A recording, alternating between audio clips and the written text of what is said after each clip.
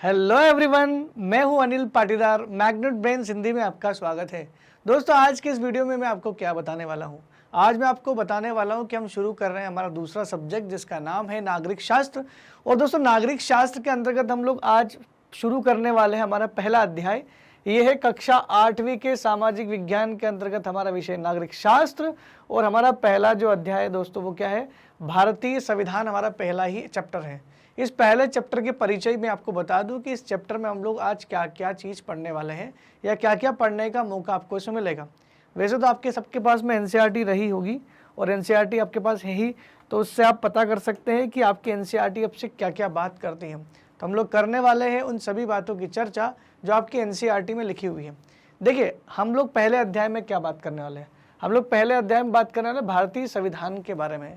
भारतीय संविधान के बारे में हम लोग पूरे संविधान की चर्चा नहीं कर सकते। जब लिखा होता है ना कि भारतीय संविधान, इसका मतलब तो हम लोगों को सारे के सारे 395 आर्टिकल पढ़ने होंगे। लेकिन दोस्तों, यहाँ हम लोग 395 आर्टिकल पढ़ने की बात नहीं कर रहे हैं। हम लोग बस बात कर रहे हैं कि भारतीय जो संविधान है वो हमारे देश में बनाया गया था। संविधान सभा का उसमें काफ़ी अच्छा रोल रहा था, काफ़ी अच्छी भूमिका थी। B.R. अम्बेडकर साहब और उनके साथियों ने मिलकर और लगभग 300 लोगों ने मिलकर इसमें योगदान दिया।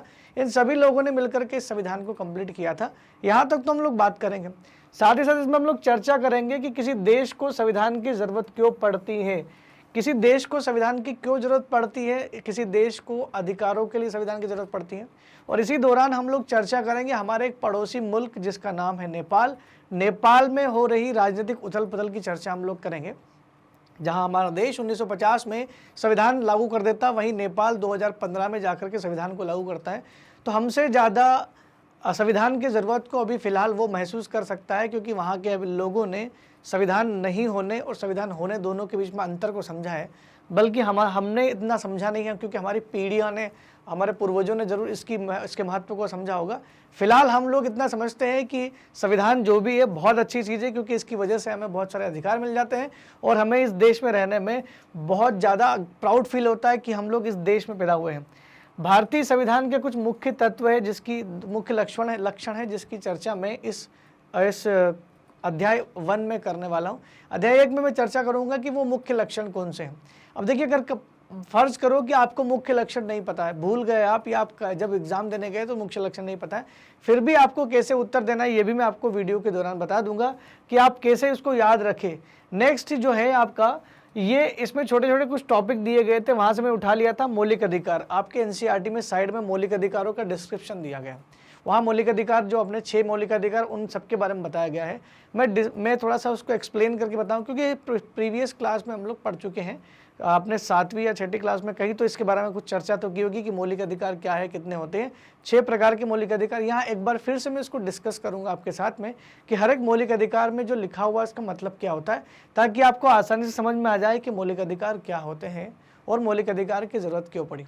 अब बात आती है लास्ट शब्द संकलन, जो सबसे महत्वपूर्ण हो जाता है, इसलिए क्योंकि दोस्तों ये चैप्टर है तो बड़ा आसान, लेकिन सबसे बड़ी समस्या इसके शब्दों से होती है। इसके शब्दों के मायने क्या होते हैं, हर एक बड़े बड़े शब्दों के मतलब अपने आप में बहुत बड़ा एक मतलब निकल के आता है।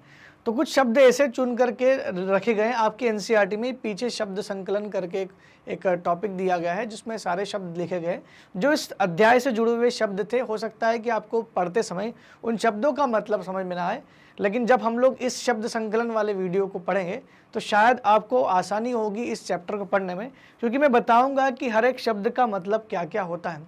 ज़रूरी नहीं कि भाई जो किताब में लिखा है और आप जो समझ रहे हैं वो सही हो सकता है कि उस शब्द का मतलब कुछ और ही हो।